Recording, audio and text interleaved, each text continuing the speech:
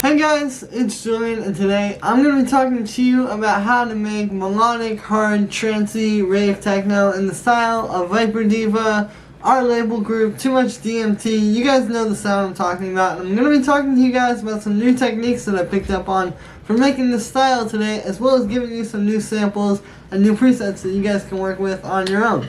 As usual, you can get the full project file, samples, MIDI, presets, everything that you just heard in the intro is available right at the top of the description on my Bandcamp, and if you're a patron on my Patreon, check there, because it's already available, and let's dive in. Alright, we're at 142 BPM, and this is the loop that you heard from the intro. Now, the first thing that I want to point out here is just how simple this is. Now, like, if you look at this, there's really just, like, the lead, and then some drums, and that's really it. And that's something that I want you guys to keep in mind. Now, obviously, if we were going to make this into a full track, there would be more layers here. You know, there'd be effects, there would be, like, different synths that come in at different times and stuff. But this is essentially the core of the track, you know? I think a lot of times when people hear something that's really big and really full and aggressive sounding, they tend to think that that means that it's just got so many layers happening, you know? Like, there's just a lot of stuff happening at once, and that's what makes it so big. But it's actually the opposite. Usually the tracks that sound the biggest and the fullest and, like, the most intense actually have the least things going on. And the reason for this is because simply, you know, the less things you have going on, the louder you can turn your track up, right? Like, the bigger each individual element can be, because you're trying to fill up more space with less elements. So each individual element needs to be bigger. And ultimately, I think that's really what's going to make a track sound really big, is like, if you have a huge kick and bass together, because that's really everything in the low end, rather than having, like, you know, a kick, and then the rumble bass, and then, like, another bass, and then, like, you know, some kind of mid-range bass. Like, that's going to get messy, but if you keep it simple, you can make a really huge track. And also, when it comes to mastering, I think it's going to make a big difference, too. Because the less things that you have going into your compression and saturation and limiting and all the things you would use for mastering, the more essentially you're going to be able to turn those things up. Like, if you have 5 really powerful elements going into a limiter, you can turn it up a lot harder and make the track a lot more full than if you have 10, because it's just less stuff that's fighting for more space, so you can push it up louder. So that's something to keep in mind with the simplicity here, is that, you know, a lot of times it can be easy to think that because the track sounds really big, that means that it has more things happening, but oftentimes it's actually because it has less. Now, the first sound that we have here is the lead line.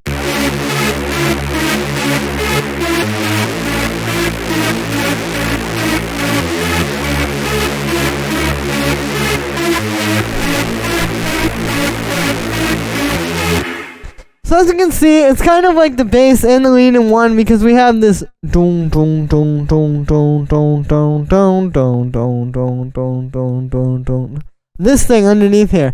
And so yeah, it's just kind of like a nice dynamic. You know, you gotta keep in mind, like, the lead on its own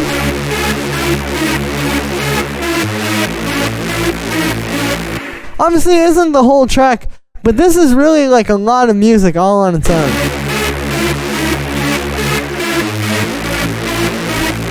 So we kind of wanted to tell the story by itself, rather than having it, like, just be these melody notes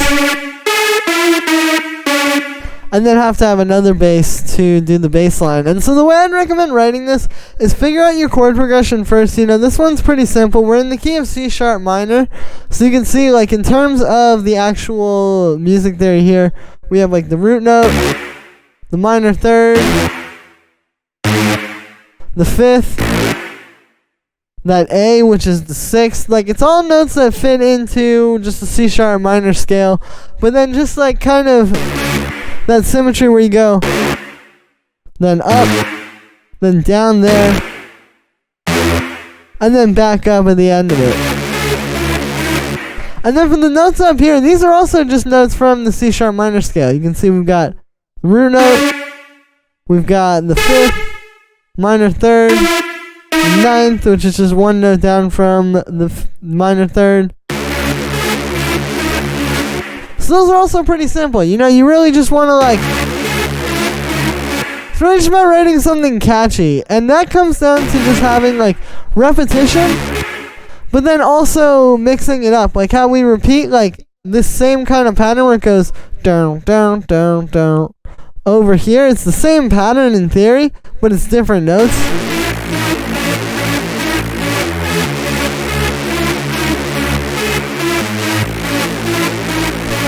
And yeah, that's kind of how you write a catchy melody like that. Now for the sound, this one's made with analog. So it's 2 saw waves, detuned a little bit, going into this low pass, which is actually not really doing anything. Then we have the amp envelope like that, just like a nice long held out waveform.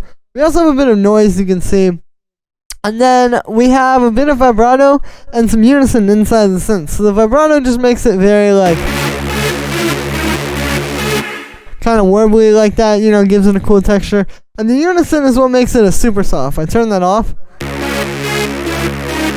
it's still pretty fat. Well, yeah, you can hear that. And then we just have this reverb, which is pretty short. You know, we want to give this some space, but we're not trying to make it too messy. Like, if you have a longer reverb, it can get kind of messy, as you can see. And then we have this audio effect track. And so this is a bit of multi-band processing. So we have 3 chains here. We have a high chain, a mid chain, and then a low chain. And so what this does is it allows us to process the sound a bit more intricately, because we can actually just go in and do like just the highs with 1 distortion, just the mids with 1 distortion, and also some chorus, as you can see. And then we can keep the lows clean, because if we just put like this amp here on the whole lead, like without the multiband, obviously it's just gonna sound like a giant mess. But it sounds really good on the mid-range. So we can put that just on the mid-range, and also spread it out with this chorus here, and then have the overdrive on the highs, which, same deal, if we just had the overdrive on the whole thing, it would sound like garbage.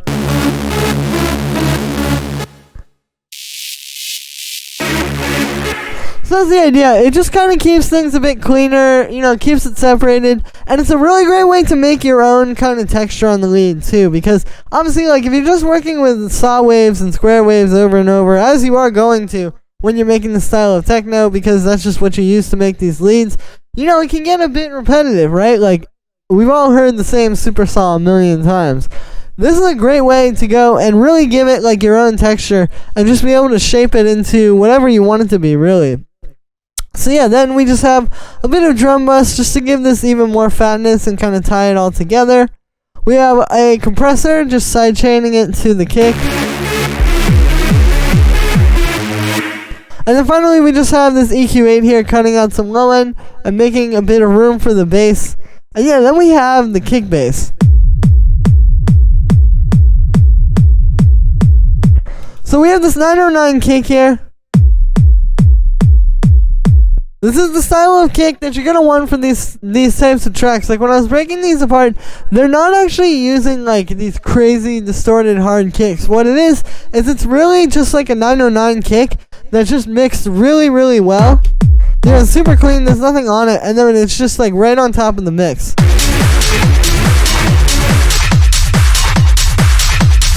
You can hear that, the loudest thing. It's really like the lead, and then this kick and the bass here. So that's really what you want to keep in mind. It's like, you know, you just really want to take it back to like the classic techno. Like, it's just going to be a nice, fat, punchy 909 kick.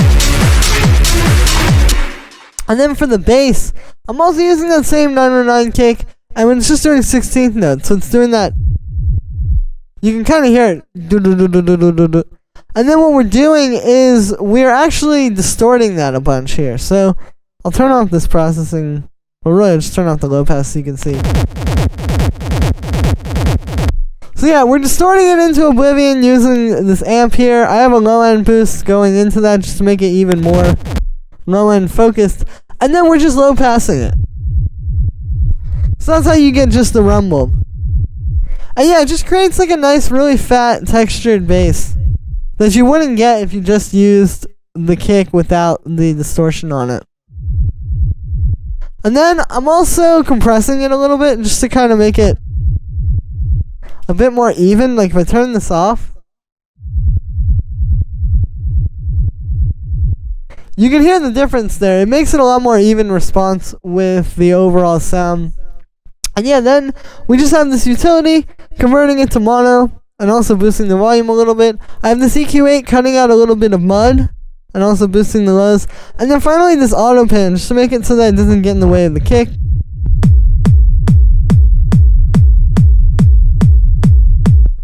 And that's it for the bass. And then on the group of those, we just have a bit of saturation. Here's without it. Just a little tiny something to kind of fatten these up. And then also this EQ here, which just cuts at 20 hertz. So this might seem odd, like why would you cut the bass? This isn't actually any frequencies that you can hear. As a lot of you probably already know, between 20 hertz and 20 kilohertz, aka 20,000 hertz, would be essentially the range that humans can hear in. Like you can't hear anything lower than that, and we can't hear anything higher than that.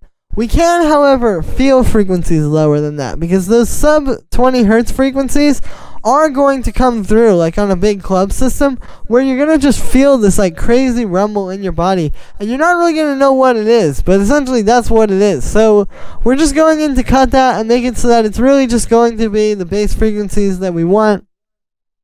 And yeah, that's it for the kick bass. Then we have this distorted clap.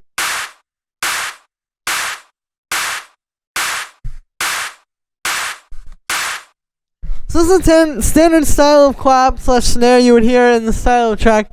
Basically, it's just like a normal clap that's just been distorted a ton, and then we're distorting it even more with this overdrive here. And once you start to distort it enough, that's essentially what creates that like in the sound. Like it's like a regular clap,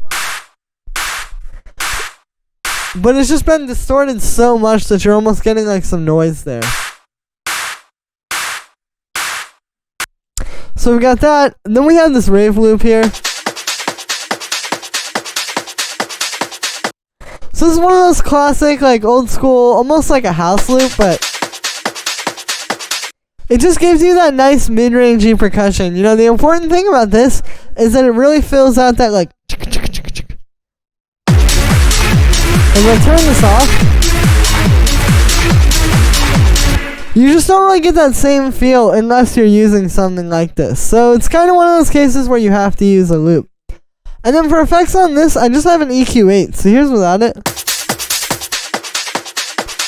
And with it. It just makes this a bit more subtle, you know, cuts out some of those like sharp highs, cuts out the low end as well. Just makes it fit a little bit better into the mix with the rest of the drums.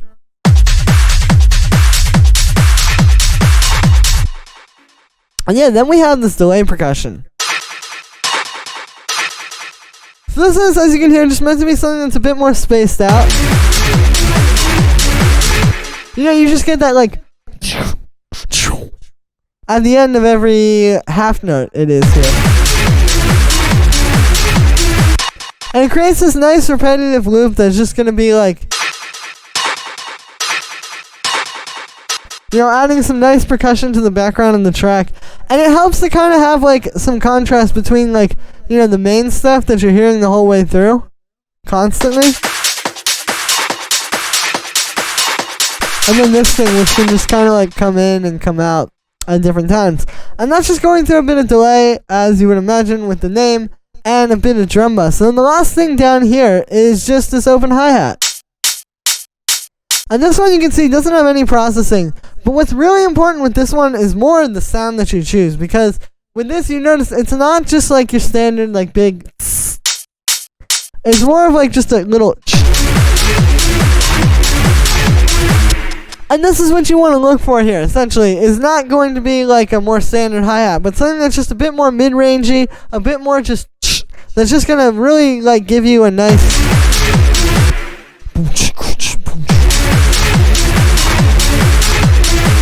Like if you have too long of one and it's too much of like a big long held out hi-hat, it's not really gonna fit. This faster, more mid-rangey, crunchy one just fits a lot better into this groove.